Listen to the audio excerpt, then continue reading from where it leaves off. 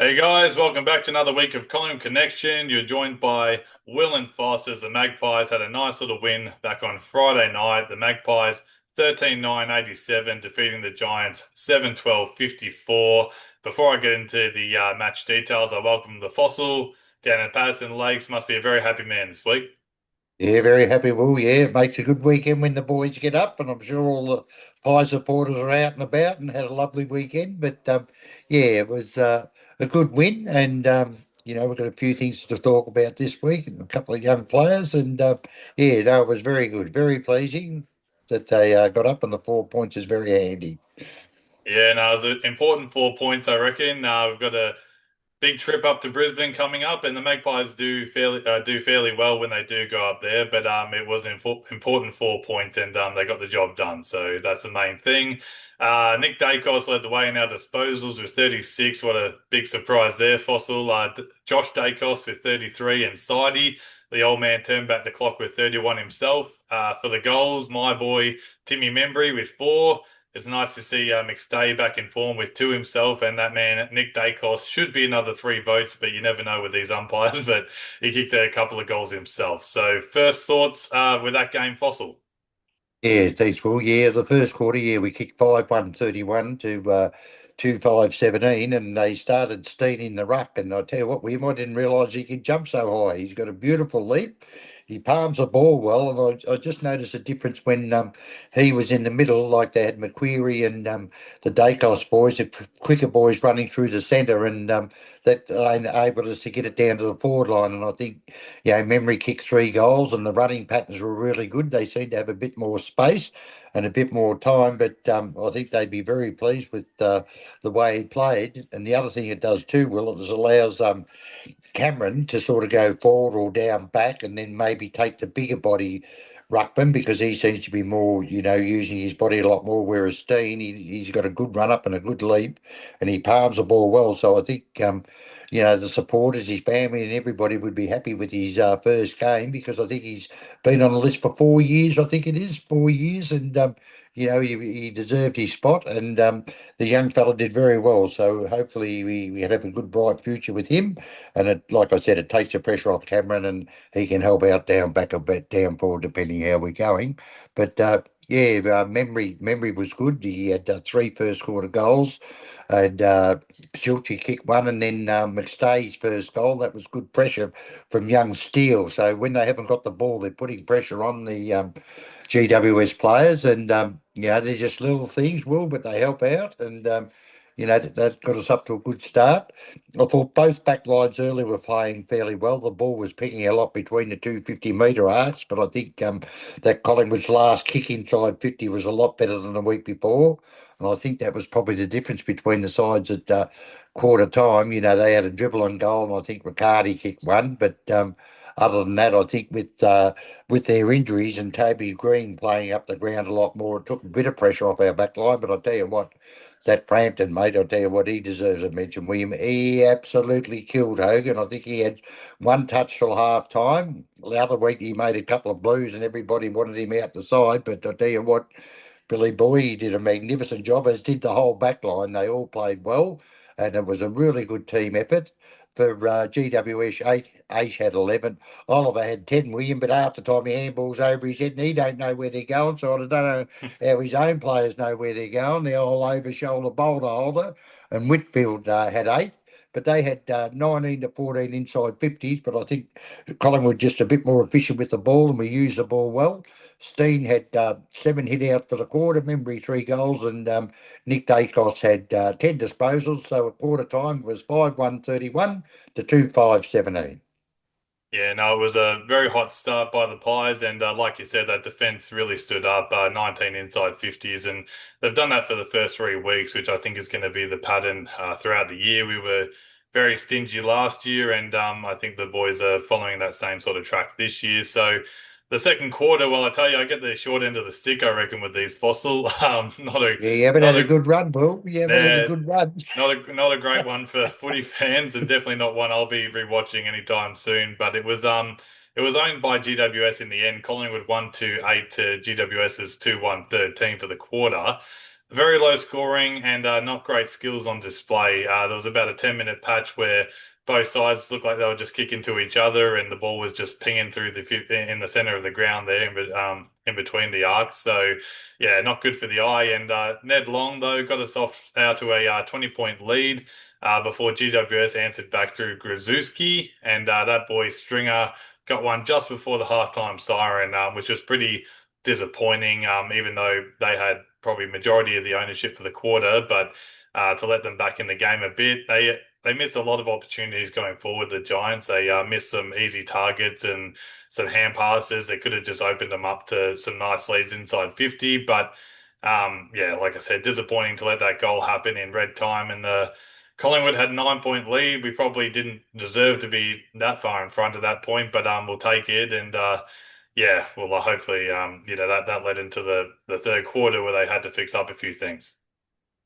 Yeah, that's right. Well, in the third quarter, yeah, probably we kicked 3-2-20 to 1-4-10, but like you said, the ball was pinging from, end to end at a lot of the times, and we were just lucky enough we made the most of our opportunities. But Dacos got us going with a great running goal.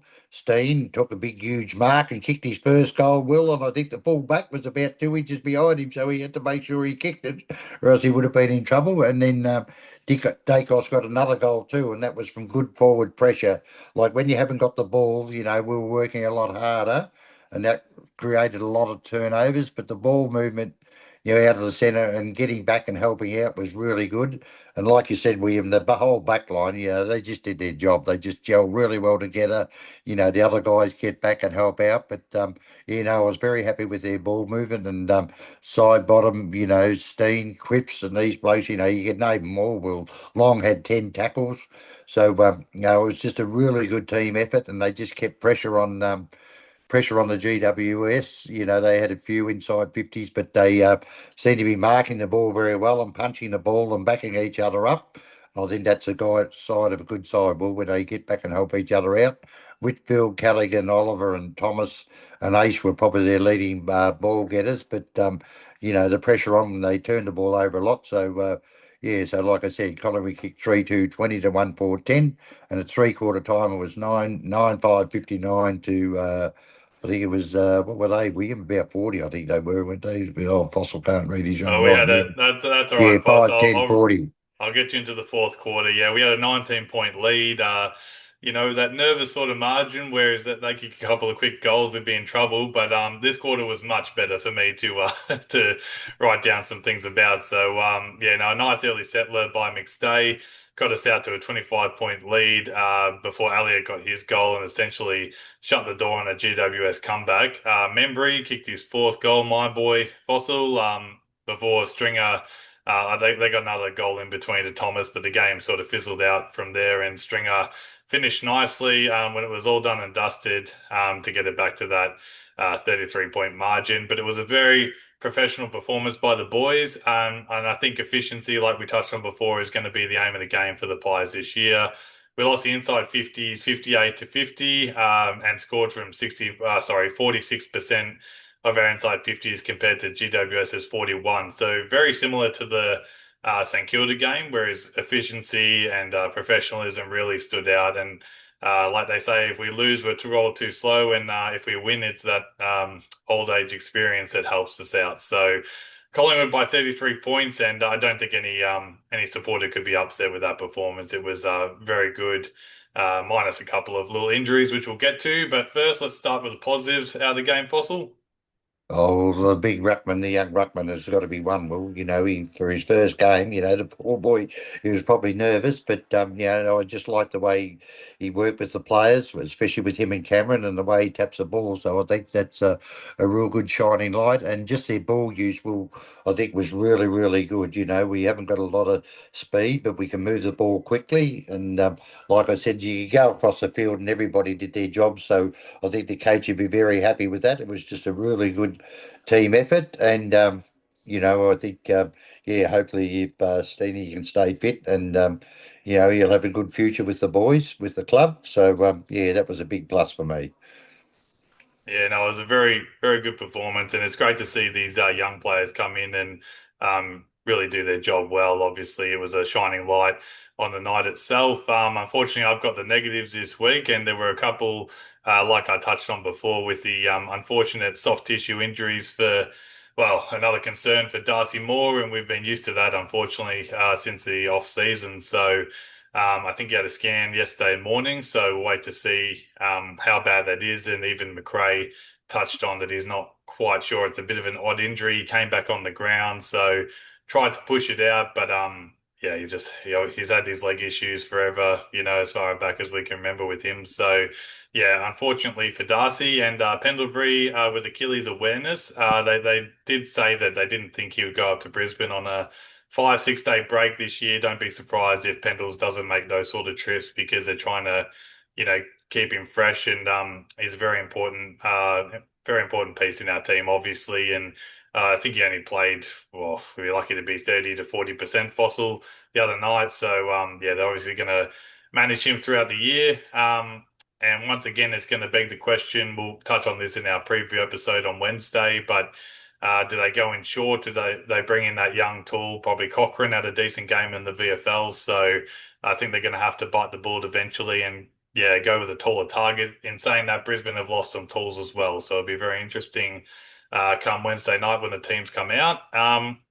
One negative, which it's not too much of a negative, was Rowan Steele. He only had the 8 touches, but I think the Pies should persist with him.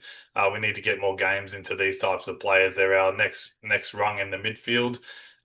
He's a genuine winger, and with those 8 touches, he still managed to get 210 meters gained. So if he can get the ball in his hands a bit more, I think they, should release him on the wing. And it's probably the likes of Steele side bottom. He had a great game with 31 touches himself, so he's probably keeping Rowan Steele out of that position for the moment. But I think they should still persist with him. It wasn't the worst game, and like you said, he did put on the pressure, and that's what they got to do. If you haven't got the footy in your hands, you've just got to keep that pressure going to make the opposition keep guessing. So not a bad game, but I think I'd like to see Steele get a bit more of the footy, and they should take him up to Brisbane. I wouldn't want to see him dropped. The pat on the back this week, Fossil. Yeah, no, I think just with Steele, William, I think you're right. Like he did run to a lot of open spaces and he was open, but they went, for memory or one of the higher targets, but he didn't cover a lot of ground. And I think they should leave him in there because of his leg speed, because we were found a little bit wanting, because we use the ball so well. And I think also, I think they got to look at maybe Parker. And I thought Anderson might be a chance, William, because the Bears are fairly quick. So I think, they maybe look at them. I think Allen was the best player, but he's had a few cracks. But I like the look of Anderson. He gets in there and gets the ball. And I think with him and Parker, and you keep Steele in there, it gives us a little bit more leg speed, which we might need against the Lions. So it'll be interesting to see what they do at selection. But yeah, I was a bit disappointed with Moore because I don't know whether the player gets how much. Say he gets in it will, but he's got a very long hamstring, so I think he's done that, and I think there's something behind the back of the knee, so that's disappointing because it could be 3 to 4 weeks, and Pendles I'm not quite sure, but on the positive, they got some kids there, and if they give them a crack, hopefully they can stand up. And like I said, we need a bit more leg speed because I think we got shown up a few times, but because our ball use was so good, that sort of counteracted that. So that's what I think anyway. Maybe look at Parker and Anderson or another young one, for a bit more run. Yeah, exactly. That'll be interesting come selection. Who are you giving a pat on the back this week to, Foss? Oh, Frampton, William, he was absolutely magnificent. Like I said before, I think he just does really, really well. He's not fancy, but he just marks the ball, and he kept, like, hey, I know Hogan might be out of form, but he kept him out of form. And I thought he was really, really good with the rest of the back line. But yeah, he gives my bid pack this week because they got stuck in the other week when he made a couple of blues. But even the great man Dacos, he went flying down the ground there at one stage where he kicked it straight to him. So they all do turn the ball over a little bit, but they don't mean to. But no, I thought he was absolutely magnificent with the rest of the back line. Yeah, no, that back line has been very stingy, and that's the way we like it at the Magpies. And another member of that back six I wanted to mention was Bruzzy Maynard.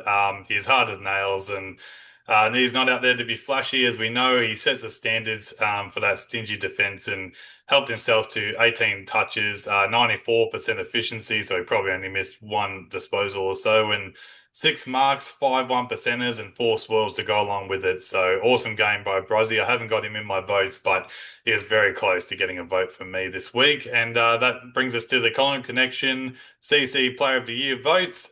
Fossil, actually, no, I'll start this one off. Fossil. So our 3-2-1 for this game against the Giants. The one vote I gave to my boy Timmy Membry, 13 touches, 7 marks, 4 goals straight, and 8 score involvements. It was nice to see him back in form along with those other tall forwards as well. So, no, great game by Timmy, and hopefully he can keep going from here.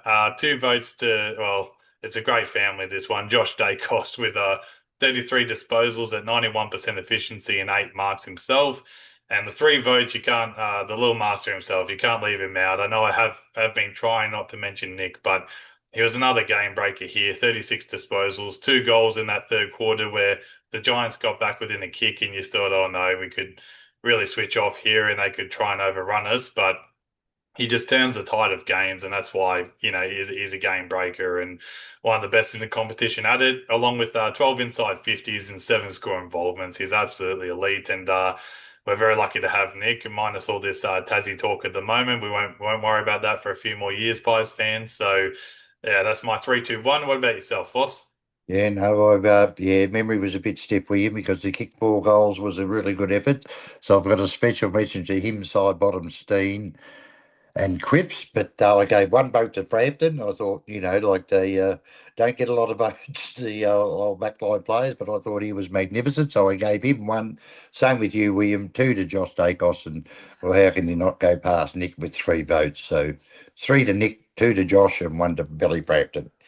Yeah, no, fair calls there. And those key defenders, they don't get much chop even on Brownlow night or the Players Association Awards. They get the All Australian nod if they're lucky enough, but they don't get a hell of a lot of credit. So for our season votes leaderboard, then it's no surprise that boy Nick Dacos, he's way out in front at the moment. 16 votes from us. And tied in second now, Houston and Josh Dacos with 6 votes apiece. In third placing, Pendlebury and Perryman with a couple each, and single votes to Schultz, Crisp, Membry, and now Frampton. So, yeah, no, Nick Dacos he's a little bit of a freak, and no, we're very lucky to have him playing for us. Hopefully, he's a captain within the next year or so. Our pre-game predictions, Fossil. I'll quickly jot over those. You said Josh Dacos the most with 26. He had 33, but still couldn't beat his brother. Elliot, you said will have three. He's had one. He's been a bit quiet this year so far, little Elliot. And the Pies by 15. It was a three goal better margin, but a win's a win, Fossil. So we'll take that.